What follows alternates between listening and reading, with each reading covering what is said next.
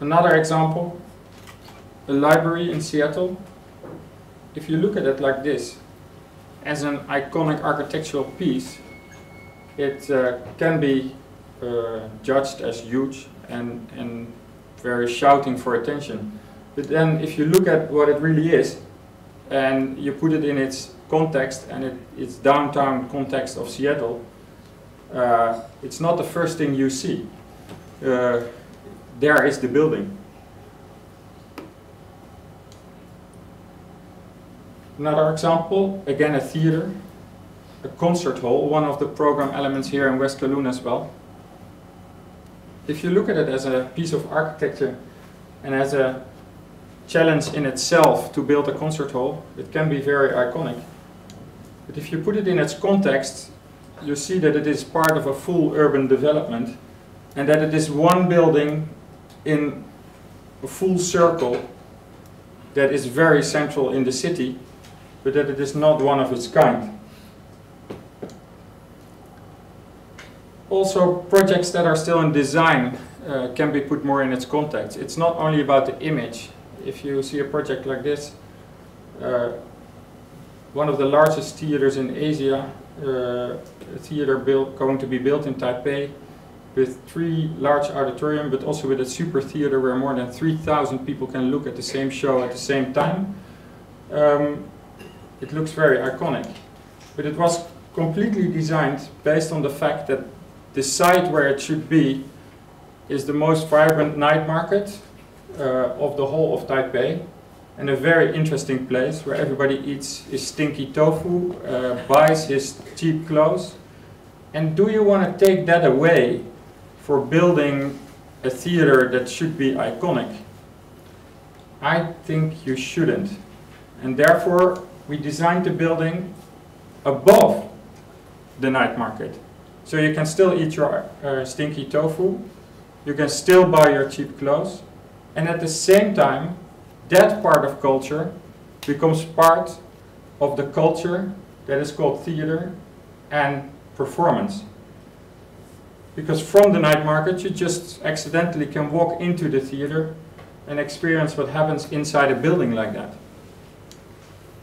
And if you then project both on top of each other, you have a building that is on top of a night market. In its context, completely different than the first image that I showed you.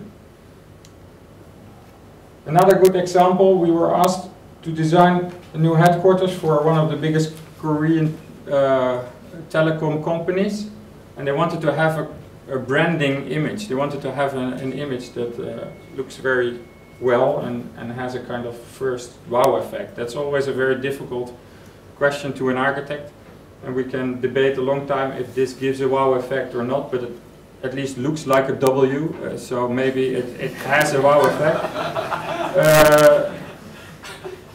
But if you then put it in its context, you see maybe why that W started to exist, or why we think it has a wow effect, because we tried to direct all the towers of that program towards interesting places in the city and give it therefore a reaction to its context.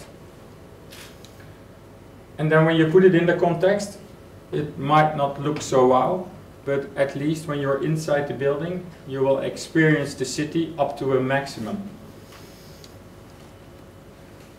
So, let's say if you look at architecture in its urban context, maybe there is a city versus architecture or architecture versus city. And what can you then say that are the challenges that are ahead? That was a question that we were asked to answer. If I knew that, I probably won every competition in the world, and I probably could also predict when, let's say, we win this competition. But let's not go there. I'm not able to predict any future, but what I could say is that one of the challenges that we see and saw happening, but probably will happen again, is how do you do urban planning without any context, or architecture without a context. Here you see our team standing literally on the beach, or at least that is what you think, but it is actually the desert in the Middle East. And we were asked to build a city of a square kilometer at this spot. Where do you start? That is a kind of a question that I don't dare to answer, but we had to answer it. So we made this out of that desert. And you can think why, but we were asked to design a square kilometer, so we designed a square of a kilometer by a kilometer and put buildings in it. That's probably a challenge. What happens to city and architecture if there is no context? Challenge number one. Then challenge number two is what happens if the context goes faster than the urban development or the architecture? What happens here a lot in this region? There is a decision made by a government, we're going to develop a city, and at that point there's a village of maybe 3,000 people, and it grows within 10 years to a city of 13 million people, which happened often in the Pearl River Delta and in China over the last 20 years. And the first thing that happened was infrastructure, context, and you don't see any site of architecture of houses or businesses or whatsoever. They had to respond to what was already there and simply connect to it. And that will happen again and again because, as I told you in the beginning, 90% of the world is undeveloped and will face the same challenges that China faced already over the last 20 years. Let's say Africa, India, and I can go on and on and on. And then this can happen as well. At first sight, just a view of the city of Shenzhen, giving context to the infrastructure, but at the same time you can maybe see here the rice fields, which are extremely close to the most central point of Shenzhen, which is a challenge. How do you position these things next to each other? So challenge number two is speed. Challenge number three, for cities that already exist and develop further, like Hong Kong, is how do you preserve the context that's already there? How do you enhance it? How do you make it more exciting? But don't erase it. A lot of qualities are there. Especially in Hong Kong, we did a lot of research for the West Kowloon Cultural District design, and we found extremely amount of qualities. Not only in the urban development, not only in the architecture, but also in the people, in the culture, in the performance, in the art world, and so on. How to preserve that? Buildings like this should never go away.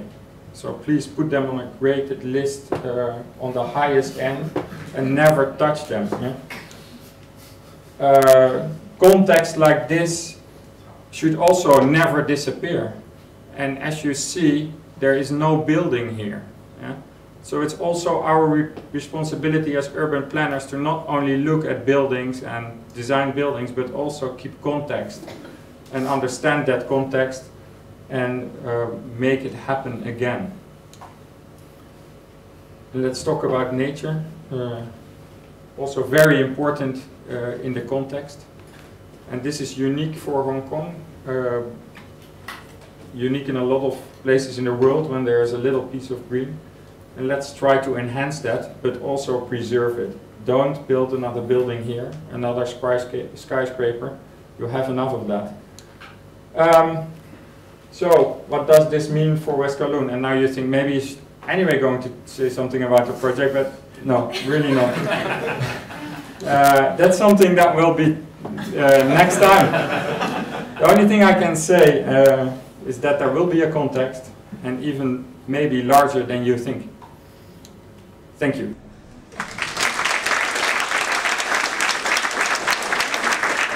Thank you, Mr. Gianotten.